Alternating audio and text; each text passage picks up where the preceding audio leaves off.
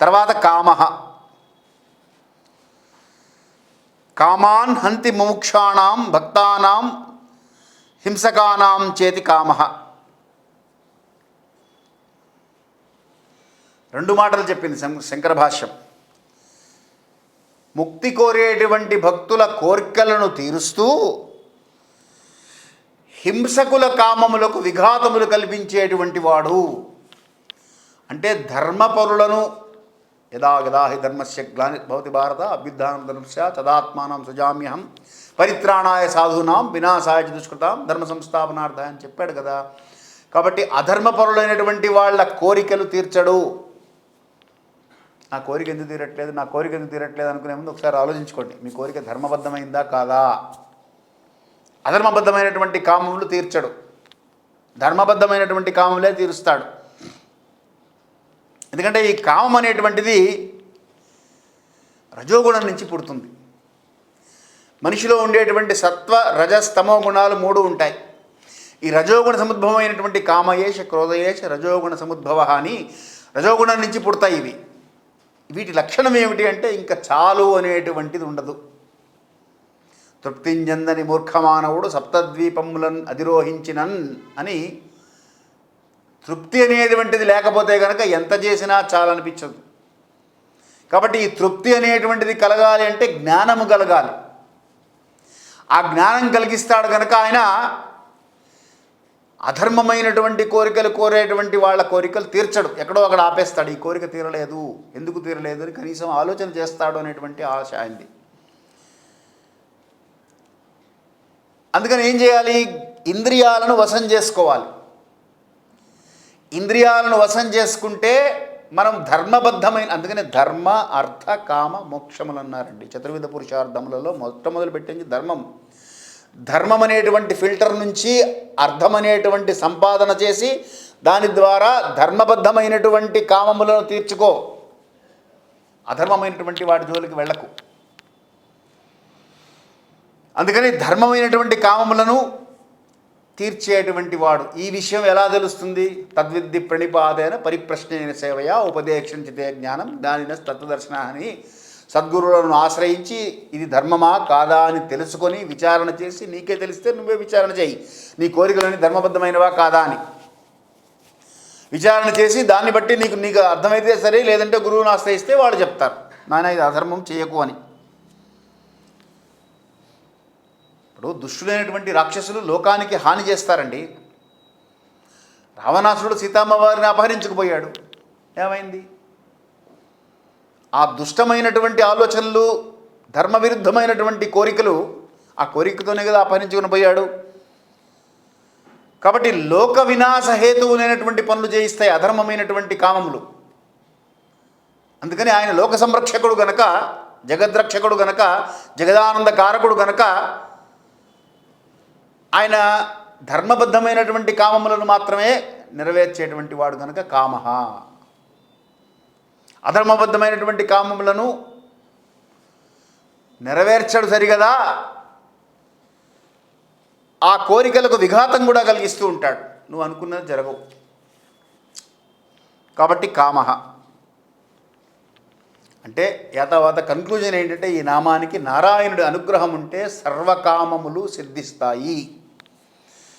సర్వకామములు సిద్ధించడానికి నేను అహోరాత్రులు కష్టపడే కంటే నారాయణుడి పాదములు పట్టుకుంటే ఆయనే సిద్ధింపజేస్తాడు. నేనేమి చేయక్కర్లేదు. అందుకని నాహం కర్త హరిహి కర్త, నాహం భోక్త హరిహి భోక్త అనుకోవాలి. తర్వాత నామం కామకృత్. సాత్వికానాం కామాన్ కరోతీతి కామకృత్ అంటుంది శంకర భాష్యం. సత్వగుణం కలిగినటువంటి వారి కోరికలను తీర్చేటువంటి వాడు కామకృత్. అంటే ఆయనే చేస్తాడట వాళ్ళ పనులు, వాళ్ళ కోరికలన్నీ ఆయనే నిర్వర్తిస్తాడు. కామహ శబ్దంలో ధర్మ మార్గమునందు ఉన్నటువంటి వాళ్ళ కోరికలు తీర్చడానికి కావలసినటువంటి సాధనములు ఇస్తాడు. ఇక్కడ ఆయనే స్వయంగా వచ్చి పల్లకి మోస్తాడు అవసరం ఉంటే. కోరికలు తీరాలి అందుకనే సాత్విక గుణంలో ఉంటూ నువ్వు సత్వగుణాన్ని పెంపొందించుకో అని చెప్పిన కారణం అది. సత్వగుణం ప్రధానమైనటువంటి వారంటే పరమాత్మకు ప్రీతి, అత్యంత ప్రీతి. కాబట్టి ఆ ప్రీతితో ఆయన వాళ్ళ కోరికలన్నీ కూడా అనుగ్రహిస్తూ ఉంటాడు, తీరుస్తూ ఉంటాడు, తానే చేస్తూ ఉంటాడు. కామకృత్. అందుకనే ధర్మ విరుద్ధమైనటువంటి కోరికలు కోరకుండా ధర్మబద్ధమైనటువంటి కోరికలు కోరుతూ భగవంతుని పాదాలను ఆశ్రయించుకొని నారాయణ నామస్మరణ చేసుకుంటూ ఉంటే ఆ పనులు అయిపోతాయా అని చెప్పిన కారణం అది. ఎందుకంటే కామములు లేకుండా జీవితం ఉండదు. జీవం ఉంటుందంటే, జీవితం నడవాలంటే కోరికలు ఉండాలి.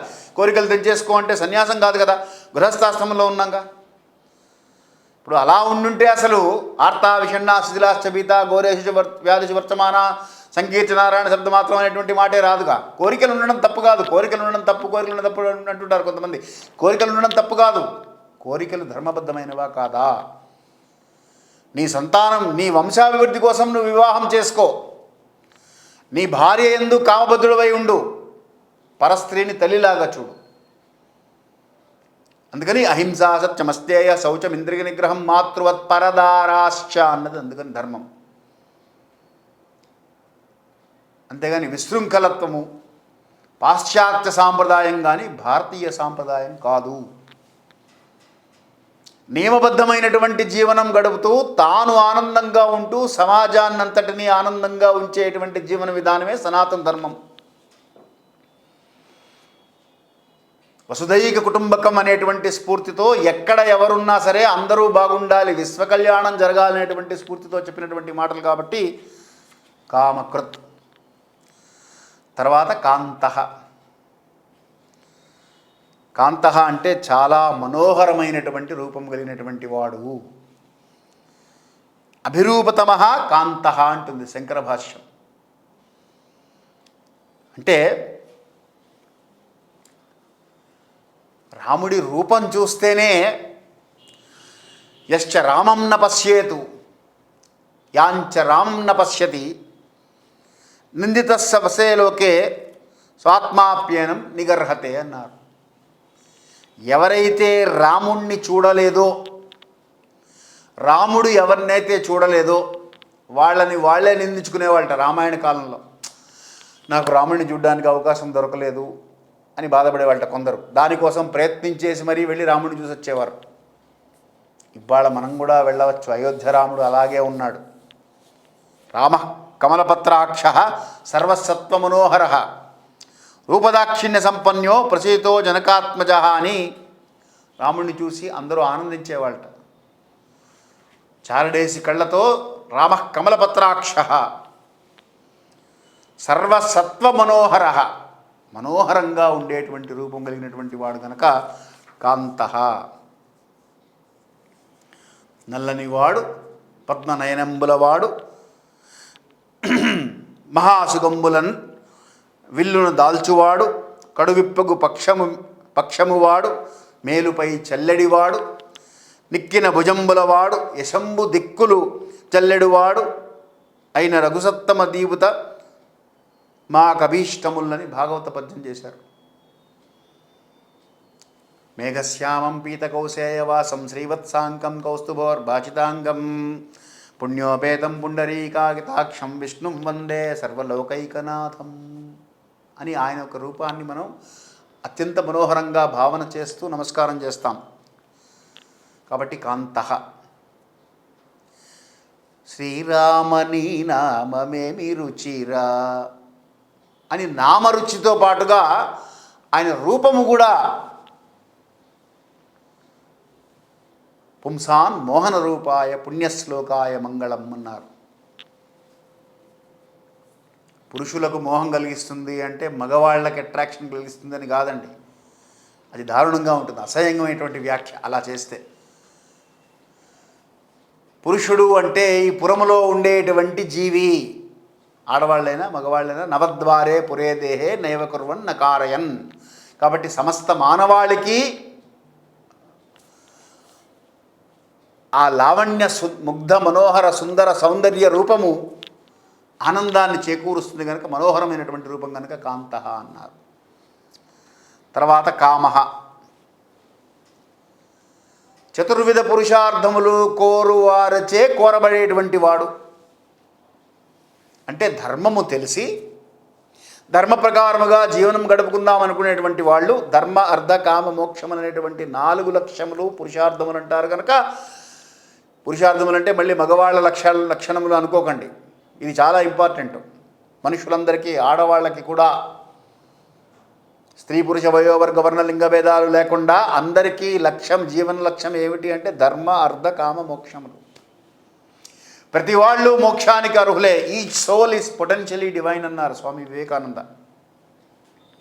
కాబట్టి ఈ ధర్మార్థ కామ మోక్షములు అనేటువంటివి అందరికీ పనికొస్తాయి కనుక కామ్యతే పురుషార్థాభి కాంక్షిభిరిది కామః. అంటే ఇవి కోరదగినటువంటి కోరికలు. ఆయన ఏం తప్పు పట్టాడు. ఈ ధర్మ అర్థ కామ మోక్షం అనేటువంటి కోరికలు కనుక కోరితే యోగులు యోగాన్ని కోరుతూ ఉంటారు, జ్ఞానులు జ్ఞానాన్ని కోరుతూ ఉంటారు. అందుకని ఎవరు ఏది కావాలంటే అది కోరుతూ ఉంటారు. ధర్మార్థి ప్రాప్నుయాత్ ధర్మమర్థార్థి చ అర్థమాప్నుయాత్ కామాన్నవాప్నుయాత్ కామీ ప్రజాతి చాప్నుయాత్ ప్రజా అన్నాడు. ధర్మమును కోరేటువంటి వారు కొందరు, ధర్మబద్ధంగా అర్థమును కోరేటువంటి వారు కొందరు, ధర్మబద్ధముగా కామమును కోరేటువంటి వారు, కామం అంటే కోరికలు కోరేటువంటి వారు కొందరు, ధర్మబద్ధంగా ప్రజ అంటే సంతానం, వంశాన్ని కోరేటువంటి వారు కొందరు. వీరందరికీ కూడా అన్నీ ఇచ్చేటువంటిది విష్ణునామమే. ఆయనే కామః.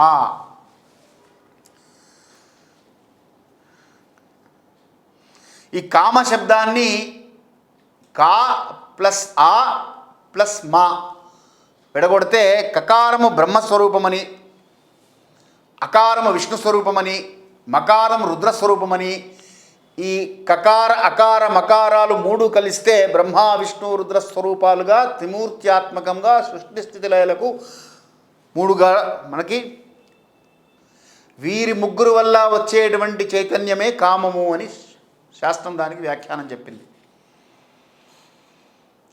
అంటే సృష్టికి సంబంధించినటువంటి కోరిక ఒకటి ఉంటుంది, స్థితికారకత్వానికి సంబంధించిన కోరిక ఒకటి ఉంటుంది, లయకారకత్వానికి సంబంధించిన కోరిక ఒకటి ఉంటుంది. కష్టాలు పోవాలి అంటే లయమైపోవాలి, కష్టం కదా, అది కోరికే. వచ్చిన సుఖం నిలబడాలి, ఇది స్థితికారకత్వం, ఇది ఇలా ఉంటే బాగుండు ఎప్పటికీ, అది రావాలి అని కోరిక, అది సృష్టి.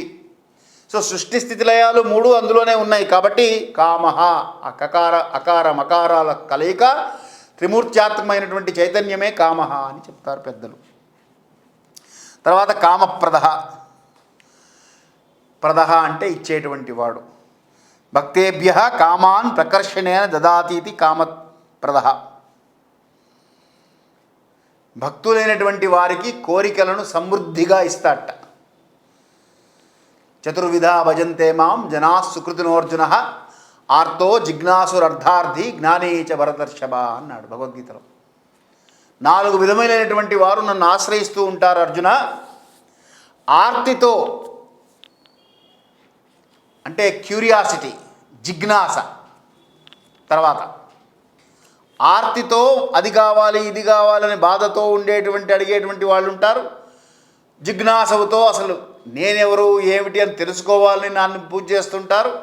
అర్థార్థి, అర్థములు కోరి చేస్తూ ఉంటారు. సంపద కోరేటువంటి వారు అర్థార్థి అంటే. జ్ఞానము కొరకు, కేవలంగా జ్ఞానం కొరకు మాత్రమే నన్ను భజన చేస్తుంటారు, స్తోత్రం చేస్తుంటారు, శ్రవణం చేస్తుంటారు, పూజ చేస్తుంటారు, కీర్తన చేస్తుంటారు, మననం చేస్తుంటారు, పాదసేవనం చేస్తుంటారు, సఖ్యం చేస్తుంటారు, దాస్యం చేస్తుంటారు, ఆత్మనివేదన చేసేటువంటి వాళ్ళు కూడా ఉంటారు. వీరందరూ కూడా కేవలం జ్ఞానం కొరకు చేసేటువంటి వారు కొంతమంది ఉంటారు. చతుర్విధ భజంతే మాం, 4 రకాలుగా ఉండేటువంటి వాళ్ళు వీళ్ళందరూ కూడా. కాబట్టి వీళ్ళందరికీ వారి వారి కోరికలు, ఎవరికి ఏది కావాలంటే అది ఇస్తూ ఉంటాను. కామప్రదః. స్కూల్ పిల్లవాడికి పరీక్ష పాస్ అవ్వాలండి, అది వాడి పెద్ద ఛాలెంజ్. వాడి కోరిక అదే, అంతకన్నా ఏముండదు. ఏమండి, కాలేజీకి వచ్చాక సీట్ రావాలి, సీట్ వచ్చాక మళ్ళీ ఫైనల్ ఎగ్జామ్ పాస్ అవ్వాలి, అదైన తర్వాత ఉద్యోగం రావాలి. ఎక్కడికక్కడ కోరికలు మారుతూ ఉన్నాయి. ఉద్యోగం వచ్చాక మంచి భార్య రావాలి, లేదా మంచి భర్త రావాలి, కుటుంబం ఆనందంగా ఉండాలి, ఆ తర్వాత మళ్ళీ సంతానం కలగాలి. ఈ మళ్ళీ మొదలు ఈ సైకిల్ నడుస్తూ ఉంటుంది. అడిగేవాళ్ళు అడుగుతూనే ఉంటారు, ఆయన ఇస్తూనే ఉంటాడు. ఎవరు ఏది అడిగితే వాళ్ళకి అది ఇస్తూ ఉంటాడు. ఇవన్నీ నాకు వద్దయా, నాకు నీ గురించి చెప్పని అడిగేటువంటి వాళ్ళకి తన తత్వాన్ని ఏంటో మెల్లగా అర్థమయ్యేటట్టుగా జ్ఞానాన్ని పెంచుతూ ఉంటాడు. జిజ్ఞాసతో చేసేటువంటి వారికి ఆ జిజ్ఞాస తీరుస్తూ ఉంటాడు. కాబట్టి ఆర్తో జిజ్ఞాసురర్థార్థి జ్ఞానీచ భరదర్శభ అని కామప్రద. తర్వాత ప్రభువు. ప్రభువు అంటే ఆల్మైటీ, సర్వసమర్థుడు. ప్రకర్షేణ భవనాత్ ప్రభువు, సర్వసమర్థుడు గనక అందరికీ ఏది కావాలంటే అది ఇవ్వగల సమర్థత కలిగినటువంటి వాడు కనుక ప్రభువు.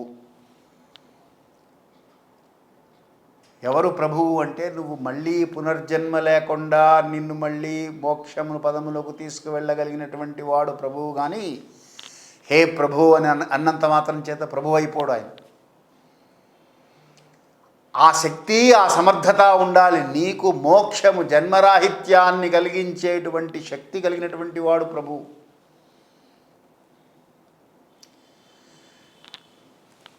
దేవతలందరిది వారి వారి శక్తుల కోసం వారు మొరబెట్టుకున్నది నారాయణుడి దగ్గరే కాబట్టి వాళ్ళందరికీ ఆయన ప్రభువు. రామావతారంలో మునులందరూ ఆయన దగ్గర మొరబెట్టుకున్నారు రాక్షసుల బారి నుంచి తప్పించమని. వాళ్ళని తప్పించాడు కాబట్టి ఆయన వాళ్ళకి ప్రభువు, రామచంద్ర ప్రభువు అంటాం. కాబట్టి సమర్థత కలిగినటువంటి వాడు గనక గతిర్భర్త ప్రభు సాక్షి అంటాడు గీతాచార్యుడు. మానవులందరికీ గతి అంటే దారి, నేనే, నా నామమే. భర్త భరించేటువంటి వాణ్ణి, ప్రభువు అంటే సమర్థత కలిగినటువంటి వాణ్ణి, సాక్షి వారందరికీ సాక్ష్యాన్ని నేనే, ఏం చేస్తున్నా సరే సాక్ష్యం నేనే అన్నాడు. కాబట్టి మన శరీరంలో ఉండేటువంటి షట్చక్రాలకు, ఇంద్రియ అధిష్టాన దేవతలకు, సమస్త అవయవాల యొక్క నిర్వహణకు, వాటి సమర్థతకు, అందులో ఉండేటువంటి చైతన్యానికి ఇవన్నీ నిర్వహిస్తున్నది ఆయనే గనక ఆయనే ప్రభువు మనకు కూడా. ఇక్కడతో ఈ 32వ నామం పూర్తయింది.